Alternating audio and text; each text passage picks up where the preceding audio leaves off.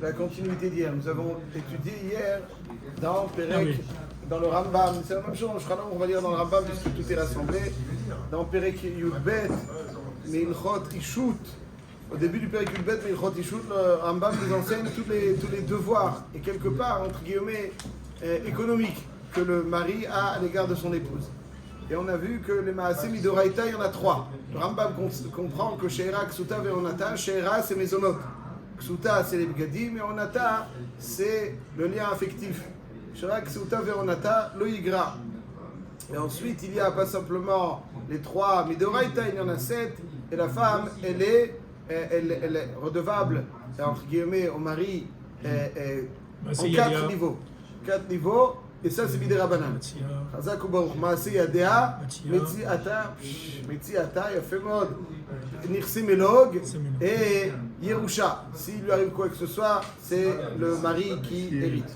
Alors ça, c'est donc 10 et 4, mais les Chazal ont créé un parallèle entre les 4 de la femme et certains devoirs qu'a le mari. Ça, c'est... תקנו חמים שיהיו מעשי ידי אישה כנגד מזונותיה. בעיקרון המרי לחייב במזונותיה מדאורייתא. אבל חכמים, ils ont dit que les maisonnotes sont en échange des מעשי ידי. C'est-à-dire ce qu'elle produit, ce qu'elle va réaliser, ce qu'elle va créer avec ses mains, avec son travail. C'est au mari en échange des maisonnotes. Comme ça, ça fluidifie un petit peu. Lui, il n'a pas le sentiment d'être exploité. Non, on avait besoin de légiférer pour ça. Oui, on a besoin. Parce que si il y a des gens, s'ils n'ont pas le cœur de Rabbi Avraham, mais ils se marient. S'ils n'ont pas le cœur de Rabbi Avraham, alors le premier mois, la première année, ça marche. Mais après, si lui la nourrit et qu'elle a un compte en banque bien gonflé, ça va l'énerver. J'ai du mal à... Rabbi Avraham, vous n'êtes pas d'accord? Monsieur Cohen, qu'est-ce que vous dites?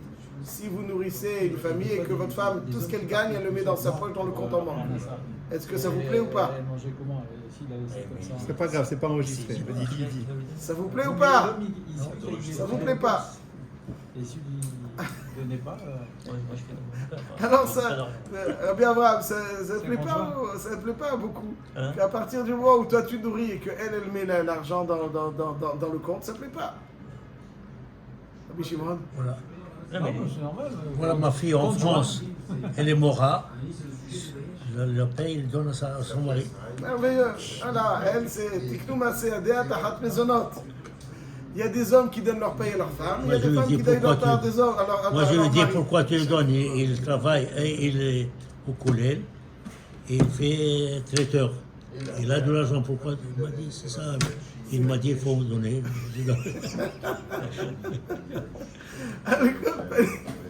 Al-Kol Panim, ça c'est Maaseh Yadea Tahat Mezonot. Maaseh Yadea Tahat Mezonot. Ça veut dire que si lui l'a nourri, Maaseh Yadea. C'est très compréhensible, je pense. Ensuite, ils ont. Ça veut dire, autrement dit. C'est compréhensible, c'est sûr, c'est compréhensible. Mais ça devrait être. On a besoin de légiférer, ça devrait être normal. Tout doit être légiféré, bien vrai. Il n'y a rien de normal. Ça veut dire, si Dieu est sur la normale, c'est. Chez le rove des gens, c'est bien, mais après, c'est la jungle. Il faut que tout soit légiféré. On ne peut pas laisser des.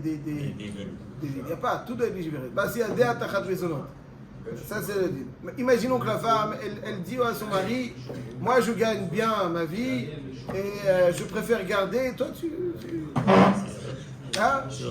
C'est horrible. Alors, si elle le dit, elle peut. Elle est honnête, venez ça. Elle dit, je ne veux pas et je ne veux pas que tu me travailles. Tu ne me nourris pas, moi le travail je le garde pour moi.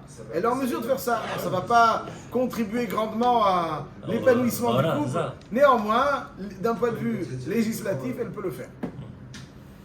Ou pidiona keleged achilat perot nechasea, donc aussi le devoir de la racheter si elle est prise en captivité, c'est aussi en échange de l'usufruit. Ou kvurata keleged yerushato liktuvata. Et voilà, il dit le Rambam, donc ça veut dire qu'il y a certaines choses sur lesquelles on a donné un parallèle.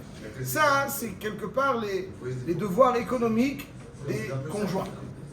Ensuite, il y a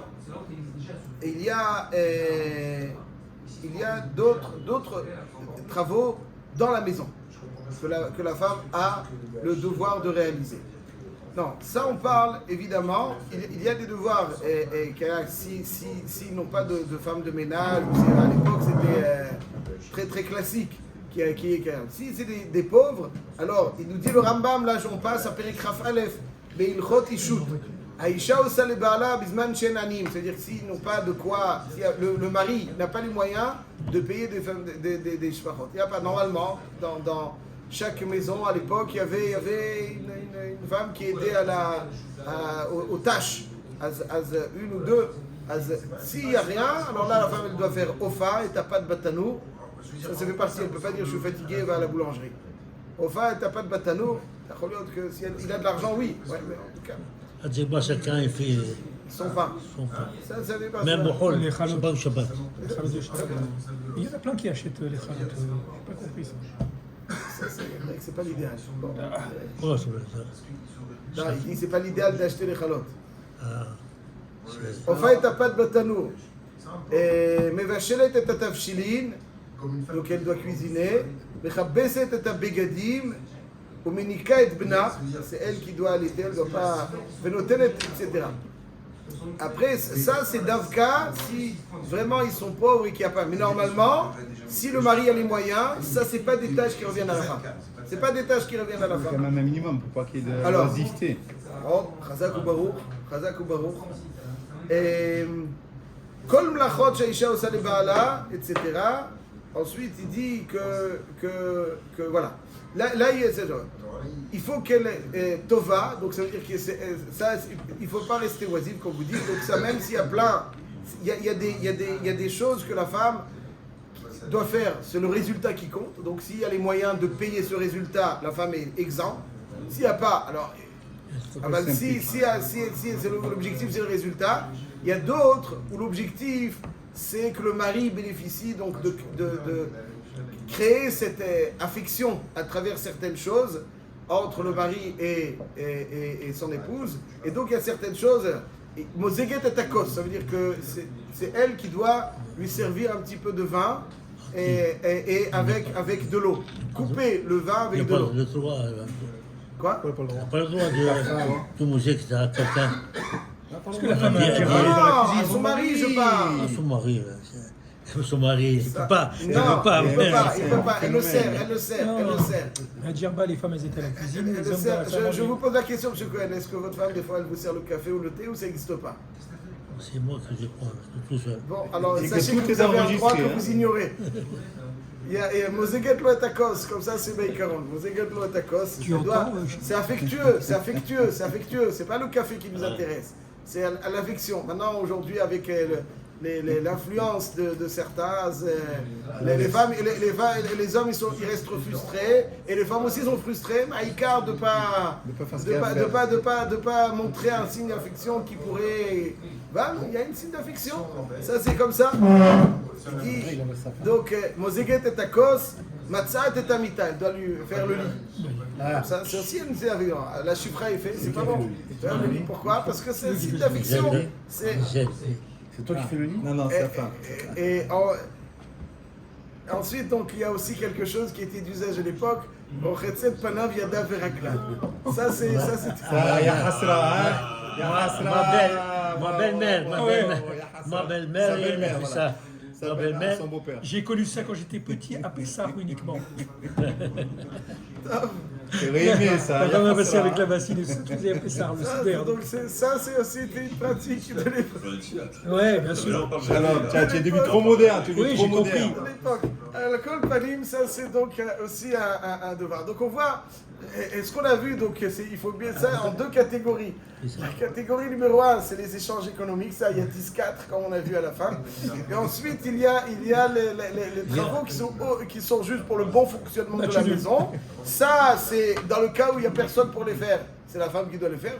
Mais il y a des éléments, des gestes qui sont là pour accentuer et rapprocher les cœurs pour que le mari se sente, le mari aimé, mais surtout ce que les hommes ont besoin, c'est du kavod.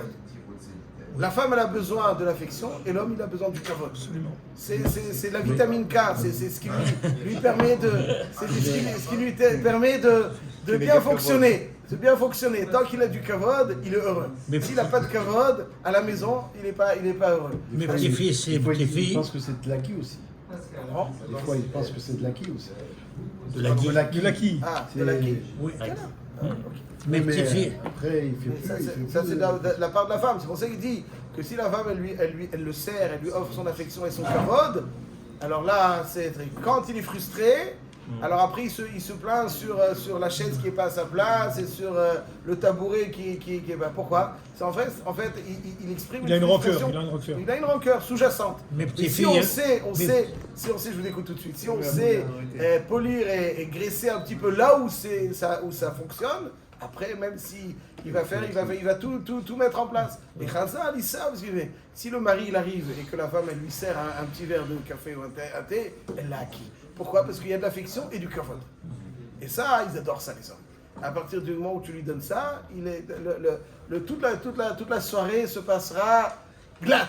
Il passe la serre. Glatte, Derrière la voilà, serre. glatte. Il faut savoir investir là, il faut investir. Moi, je dirais Ça, même c'est- ça là. mes petits-filles et petits-fils de famille Twito, Ah voilà. Ah voilà, chaque Chambre.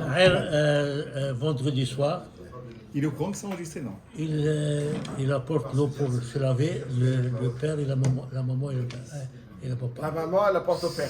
Non, les petits-fils, Ah, mes ils petits-fils apportent. Ah. apportent à son Bon, père ça, c'est- et ça, sa c'est maman. du Hinour, ça, c'est notre paracha. Voilà, ici, on parle d'autre chose. On parle de ce que la femme elle doit apporter comme geste affectueux et plein de respect. À partir de là, le mari, et si tu veux transformer l'homme en femme et la femme en homme, alors c'est pas Ça comme colle ça. pas. Chacun, il a besoin de ce qu'il a besoin. Hein, par exemple, je donne un exemple. Ce que l'homme, il a besoin, c'est surtout du kavod évidemment de l'affection. Mais la femme, ce qu'elle a besoin, c'est de la considération, mais pas dans le sens kavod. Et de l'appréciation, voilà. L'appréciation pour ce qu'elle fait. Et Bichlal, je rajoute un petit peu qu'en réalité, le chiyuv de Ona, c'est ça. C'est combler ses besoins affectifs. C'est pas du kavod, c'est de l'affection. Ouais, c'est ça le chiyuv Ona. Par exemple, il y a marqué, il y a une chouva de Rav Moshe Feinstein là-dessus, il y en a pour qui le chiyuv Ona, il était chaque jour. Tayanim, ceux qui, les rentiers, ils font rien. Le chiyuv Ona, il est chaque jour. Alors Moshe Feinstein, il dit, que dire quoi chaque jour? Il y a un din que la Chazal ne souhaite pas que Talmidei Hachamim yiyu mitzuim meshel neshotahem ketar ligolim. C'est quoi? Et il dit que le pshat est que si, des fois la femme elle se dit que si son mari ne va pas avec elle, c'est qu'il l'aime pas. Alors, il dit à Moshe Feinstein, s'il n'y a aucune limite, alors pourquoi il a plein de force? Donc, c'est pas qu'elle a besoin. C'est qu'elle a, des fois, elle n'a pas besoin. Elle a besoin d'être rassurée. Elle doit être rassurée. Voilà, c'est le mot. Elle doit être rassurée. C'est ça. Si elle a besoin d'être rassurée, il sera kavod dans le mouvan de kavod que l'homme il a besoin. Elle a besoin d'être rassurée, elle est rassurée de quoi? D'être désirable. aimée, Voilà. d'être désirée, C'est aimée. ça. C'est ça. Si tu lui donnes le sentiment, elle est rassurée d'être désirée et aimée, la tatala colle. C'est le chiyuv. Il dit, c'est pour ça que Ben 40 c'est chaque jour, mais une fois que Béhémet Chazal ont institué qu'il faut les mikveh, alors, etc., même pour l'homme, aujourd'hui c'est plus cher, mais à l'époque, il ne le fait pas parce qu'il m'aime pas, parce que c'est après, il faut aller, etc. Ça, donc, le Icar, c'est ça qu'on voit. Le mari, il a besoin de son kavod et son affection à sa façon. Le mari, il a besoin d'être rassuré qu'elle est appréciée et aimée. C'est ça. Si tu lui donnes ça, tu lui as tout donné. Ça, c'est le chiyuv de Horaïta de Ona. Le chiyuv de Horaïta de Ona, si elle voit que c'est pas toujours qu'elle a besoin de ce lien, mais elle a besoin, c'est une façon pour elle de se sentir rassurée parce qu'elle est aimée. Ah, il m'aime. Ah, je vois que je suis souhaité, désiré. Ah, donc ça la rassure. Donc on voit que, je récapitule, il y a donc plusieurs domaines. Il y a le domaine du fonctionnement de l'économie de la maison, et il y a aussi le domaine donc des gestes au quotidien, et il y a aussi donc ça Bli Neder, on le verra demain, les Chabed Atem Goufo. Il y a encore une dernière halakha, Bli Neder, encore quelque chose qu'il faut compléter, Bli Neder demain. Il y a un Rambam qui dit quelque chose que j'aime beaucoup, le Perek Chaf Aleph, halakha lamed bet. Perek Chaf Aleph d'Ilchot Isurei Bi'a. Il dit Lo yisa adam batam haaretz sheimet, c'est-à-dire quelqu'un de léger, de léger. Pour lui, il dit si tu épouses la fille d'un haaretz, si il lui arrive quoi que ce soit au mari, ils vont grandir, ils vont pas grandir chez quelqu'un de sérieux. Et il poursuit, il dit Velo yassi bito le'amaretz aussi, donc le khatan doit être quelqu'un de sérieux. Chez kol hanoten bito le'amaretz kemi shekafta v'natna lifnei ha'ari. Ouais, c'est-à-dire que c'est un grossier personnage. Il dit Uleolam yimkor adam kol ma sheyesh lo ve'yisa bat talmid chacham. She'im met ugala banav talmid chachamim. Il peut être sûr qu'ils vont grandir dans une bonne maison, ses enfants. Il dit V'chen yassi bito le talmid chachamim. Pourquoi? C'est pas que pour le Cohen, la fille du Cohen, cette histoire. Non, ça c'est un autre din. Ça c'est un autre din. Tout chacun, chaque bâtiment d'Israël. Mais laisse continuer. Parce qu'il y a aussi une halakha. Ça c'est la halakha lamed aleph du Rambam. Lo yisa Israël amaretz kohenet. Là on parle du père. C'est chelou. Ça c'est un autre. V'chen yassi. Et là je termine sur cette phrase. V'chen yassi bito le talmid chachamim. She'en davar megune. Velo meriva bebeto shel talmid chachamim. Il dit le Rambam que quand Talmid Chachamim, c'est-à-dire qu'il doit tout faire pour donner ça. Hein? Pourquoi? Parce qu'il n'y a pas de dispute, il n'y a pas de choses bizarres ni de dispute. Velo meriva bebeto Talmid Chachamim. C'est un chidouche. Pourquoi? Parce que le pshat il est bien avec lui-même. Il est bien avec lui-même. Quelqu'un qui est grossier personnage, il n'est jamais satisfait par l'état avot. Et quand il a ça, il lui manque ça. Et quelque part, il aime son épouse comme il aime les frites. Et quand il a mangé les frites, maintenant elle hop, il enlève l'assiette. Ça y est, il en a marre, allez hop. Lui, c'est un consommateur. Yesh meriva. Si quelqu'un il est Baal Ta'ava, il y a toujours meriva. Pourquoi? Parce qu'au début, il mange. Une fois qu'il est rassasié, il n'est pas content. Donc il devient agressif. Et ça, donc après, etc. Enfin, celui qui est raffiné, celui qui est raffiné, il fait ce qu'il faut faire. Et après, il garde sa quiétude. Il garde donc la sérénité. Et ça, c'est pour ça que vous cherchez quelqu'un qui est pour qualifier quelqu'un de bien, quelqu'un qui n'est pas un grossier personnage, quelqu'un qui sait gérer les choses avec sérénité et calme. Voilà, Bezrat Hashem, on continue.